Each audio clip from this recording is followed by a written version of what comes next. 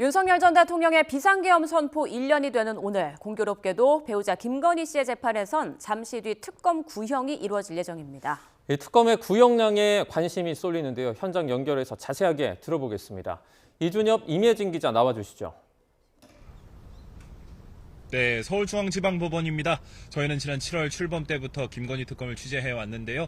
5개월 만에 나오게 된 특검의 김건희 씨에 대한 첫 구형, 얼마나 나올지 전망부터 향후 수사 방향까지 하나씩 짚어보겠습니다. 먼저 현재 재판 상황부터 한번 전해주시죠.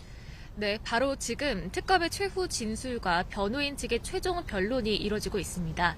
각 혐의 수사를 맡은 김형근, 박상진, 오정희 특검보가 차례로 입증 내용을 밝힐 예정인데요.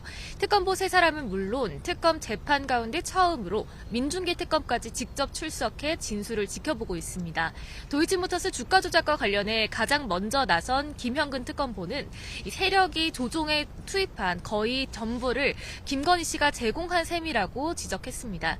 김 씨의 계좌 위탁이 시세 조정을 가능케 한 가장 중요한 요소라고 덧붙이기도 했는데요. 김 씨 가담 없이는 공범들 범행도 온전히 이행되기 어려웠을 정도로 핵심적인 역할을 했다고 지적했습니다.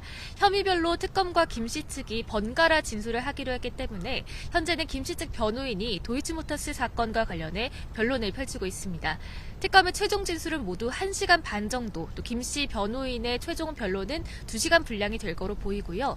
이후 김 씨가 직접 최후 진술도 한마디 하기로 했습니다.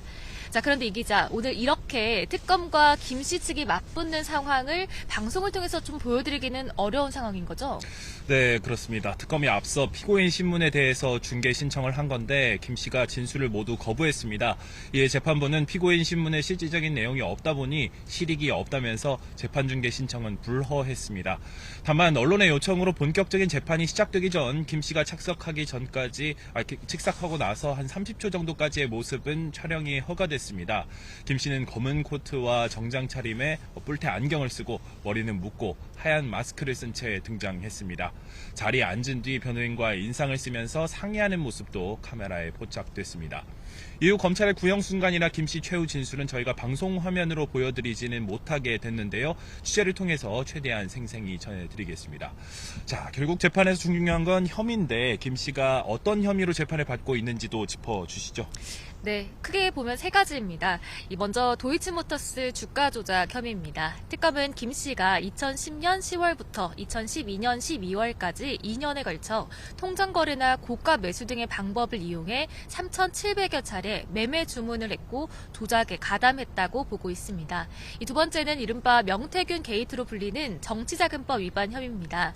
20대 대선 당시 윤석열 전 대통령과 공모해 명 씨로부터 합계 2억 7천만 원 상당의 여론조사를 무상으로 받았다는 내용입니다. 마지막으로 특가법상 알선수재죄인데요.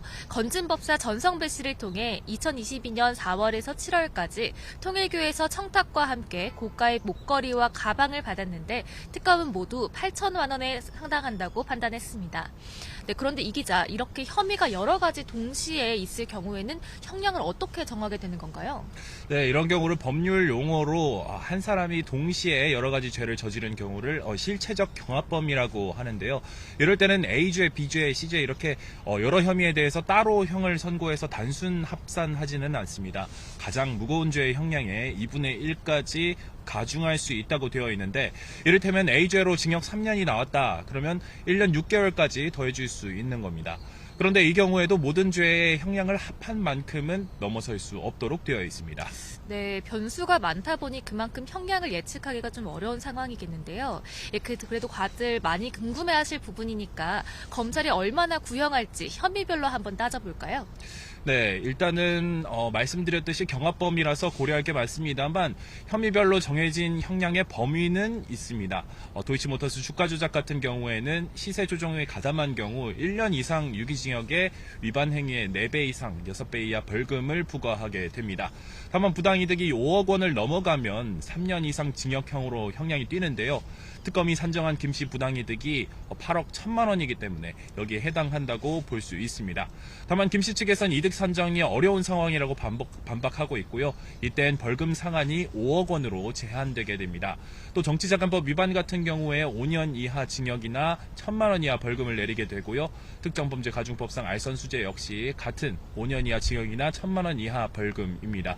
형량이 제일 높아질 수 있는 건 주가 조작일 텐데 앞서 대법원에서 유죄가 확정된 공범들의 경우에 대부분 징역형의 집행유예를 받았습니다.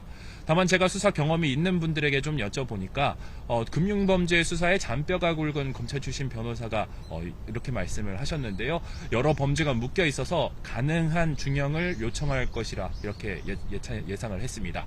자, 그런데 이번 재판뿐만 아니라 아직 수사가 진행 중인 사안들도 많잖아요. 그래서 이런 수사들이 어떻게 가게 될지 마지막으로 정리해 주시겠어요?